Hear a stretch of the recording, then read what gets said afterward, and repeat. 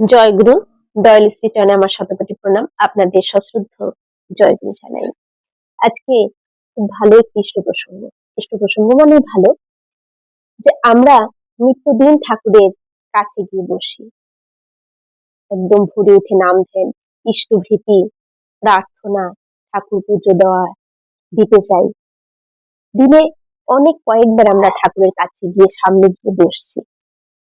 ঠাকুরের কাছে কি করে গিয়ে বসতে হয়, ঠাকুর যেটা পছন্দ করেন। আর সেভাবে গিয়ে যদি আমরা ঠাকুরের সামনে না বসি, ঠাকুর পছন্দ করেন না। কি পছন্দ করতেন, কিভাবে ঠাকুরের সামনে গিয়ে বসতে হয়, আজকে সে বিষয়ে আলোচনা। এটা মাসিক আলোচনা পত্রিকা থেকে সংগৃহীত। অমিয় মৃধা ভাই এই ঠাকুরের এই ইচ্ছেটা তুলে ধরেছেন। অমিয় মৃধার লেখা। ছোটবেলায় যখন বাবার সাথে ঠাকুর বাড়ি যেতাম, ঠাকুর প্রণাম করতে যাওয়ার আগে বাবাকে প্রায়ই দেখতাম পকেট থেকে ছোট একটা চিরুনি বের করে মাথাটা চটজলদি আঁচড়ে নিয়ে আবার টুক করে পকেটে চিরুনিটা রেখে তারপর গিয়ে ঠাকুর প্রণাম করছেন। পরে অনেক উৎসব অনুষ্ঠান বা সৎসঙ্গে গিয়েও অনেককেই এমনটা করতে দেখেছি। ওনাদের এরূপ আচরণের কোনো অর্থ খুঁজে পেতাম না, কখনো জিজ্ঞাসাও করিনি। পরবর্তীতে সেটা বুঝতে পেরেছি। বিষয়টি কিছুটা ব্যতিক্রমী হলেও ঠাকুরের সামনে নিজেকে সুন্দরভাবে তুলে ধরার প্রয়াস অবশ্যই প্রশংসনীয়। শ্রী শ্রী ঠাকুর অনুকূলচন্দ্র ছিলেন সৌন্দর্যের মূর্ত প্রতীক। তিনি যখন যে ঘরের ভেতরে অবস্থান করতেন, সেই ঘরের মেঝের ওপরে লোকজনের বসার জন্য শতরঞ্জি পাতা থাকতো। টান টান করে মেলে দেওয়া শতরঞ্জিটা কোথাও যদি একটা কোঁচকানো থাকতো বা একটা কোণ যদি বেমড়ে পড়তো, তার পছন্দ হতো না। সঙ্গে সঙ্গে বলতেন, এই ওই পাশটা ঠিক কর। মেঝের ওপরে এক ফোঁটা জল পড়ে থাকলেও সেটুকু মুছে না নেওয়া পর্যন্ত তার অস্বস্তি হতো। কারণ পরিষ্কার তকতকে মেঝের মধ্যে ওই এটুকু জলের ফোঁটাও স্বাভাবিক সৌন্দর্যের ব্যাঘাত ঘটাতে সক্ষম। তার ব্যবহার্য প্রতিটি দ্রব্য, যেমন গাড়ু, পিকদানি, জল খাওয়ার ঘটি, দাঁত খোঁচার কাঠি, গড়গড়া, চটি, জুতো সবই ছিল যেন পরিপাটি করে সাজানো ও গোছানো। এখন আমরা জানবো ঠাকুরের সামনে কিভাবে আমাদের কোন কাজটি করে গিয়ে রোজ ঠাকুরের সামনে যেন আমরা বসি। শ্রী শ্রী ঠাকুর বলেন, মানুষের অনেক বড় বড় গুণের মধ্যে অন্যতম একটি বড় গুণ হলো পরিচ্ছন্নতা। কারণ এই পরিচ্ছন্নতাই একজন মানুষের আন্তরিক অবস্থার বাহ্যিক প্রকাশ। আর এই পরিচ্ছন্নতা শুধু পোশাকে নয়, নিজের চুলকে পরিপাটি করে রাখাটাও পরিচ্ছন্ন হয়ে থাকার একটি অঙ্গ। ঠাকুর এই চুল আঁচড়ে রাখা, চুলকে পরিষ্কার সুন্দরভাবে আঁচড়ে ছিমছাম করে রাখাটা একটা পরিচ্ছন্ন অঙ্গ হিসেবে ঠাকুর পছন্দ করতেন। এরকম অনেককেই বলেছেন ঠাকুর। কি বলেছেন? একবার আশ্রমিক অটল দাস কোনো এক কারণে বিমর্ষ হয়ে ঠাকুরের কাছে আসছেন। উদ্ভ্রান্ত চেহারা, মাথার চুল উস্কো শুষ্ক। ঠাকুর দূর থেকেই চিৎকার করে বললেন, এই অটল, শীতে কাটিস নে কেন? অটলদা ঠাকুরের কাছে আস্তে আস্তে উত্তর দিলেন, আর শীতে কেটে কি হবে? ঠাকুর উত্তর দিলেন, ওরে আমি তো এখনো বেঁচে আছি নাকি?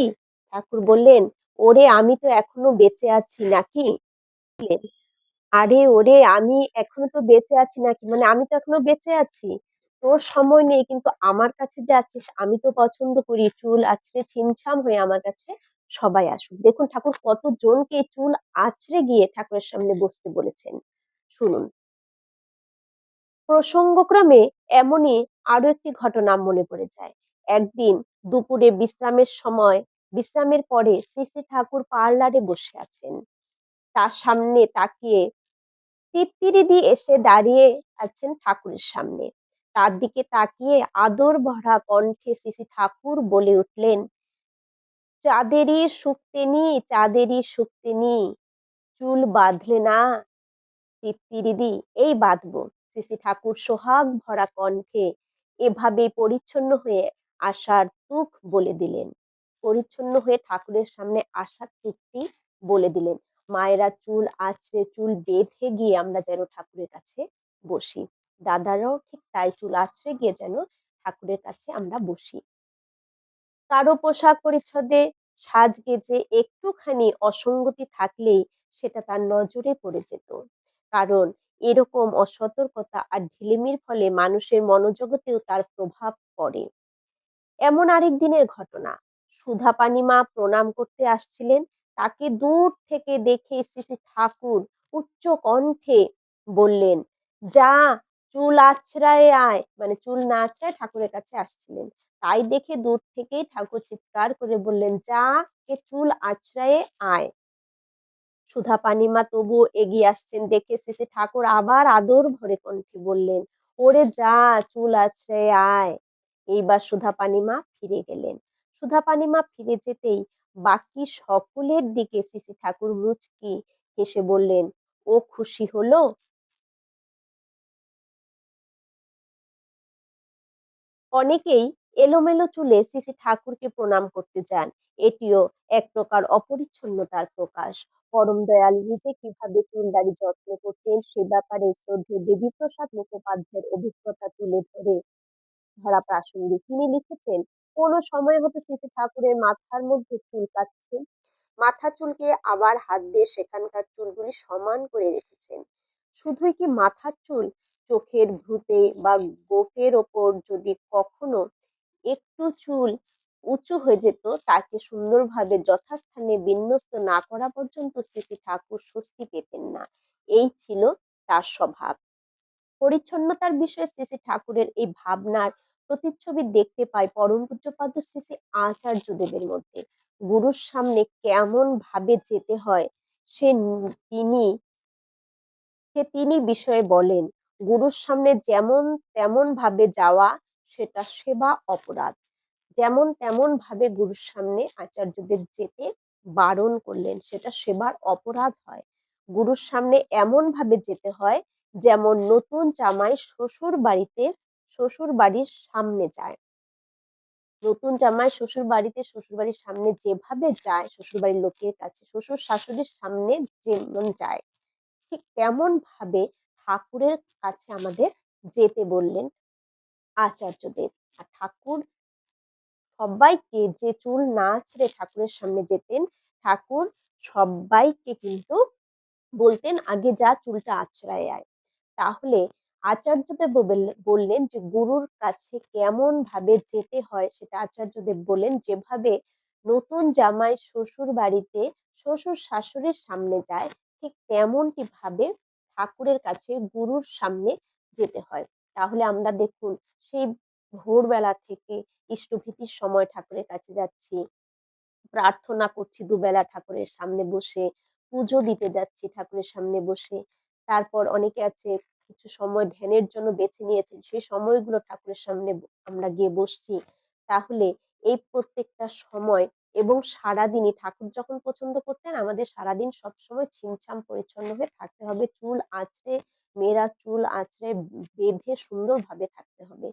ঠাকুরের সামনে যেমন তেমন করে গিয়ে কেউ আমরা কিন্তু বসবো না। অনেক সময় স্নান করে এসে চুল আঁচড়ানোর সময় নেই, তাড়াতাড়ি ঠাকুর দিতে বসে পড়ি। ভোরবেলা উঠে প্রার্থনা নাম ধ্যানে বসছি, তখন কি চুল আঁচড়াবো? এমনিই বসে পড়লাম। আমরা এটা অনেকেই করে থাকি। আমারও হয়ে থাকে।